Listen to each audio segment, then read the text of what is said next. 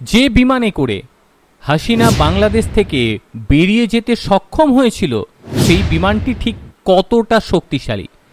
এটি মূলত মিলিটারি ট্রান্সপোর্টের জন্য ব্যবহার করা হয়। কোথাও এয়ারলিফট করে মানুষজনকে সরানোর দরকার পড়লে এই বিমান খুবই প্রয়োজনে আসে। উদ্ধার কার্যের জন্য এই বিমান ব্যবহার করে থাকে সেনাবাহিনীরা।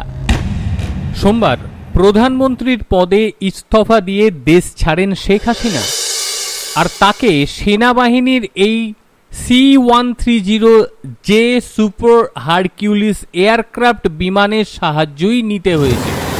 দেশের জনগণের আক্রোশ থেকে বাঁচতে এই বিমানই তাকে বাঁচিয়ে দিয়েছে।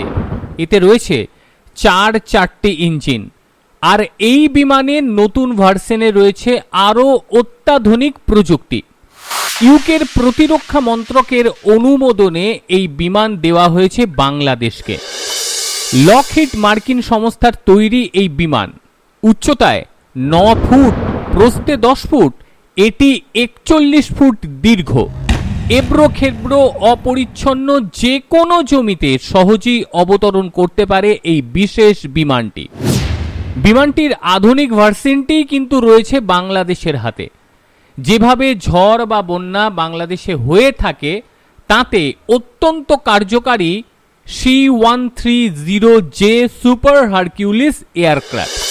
আর এই বিমান না থাকলে শেখ হাসিনা বাংলাদেশের জনগণের আক্রোশ থেকে হয়তো বাঁচতেই পারতেন না, এমনটাই মনে করছে অনেকেই।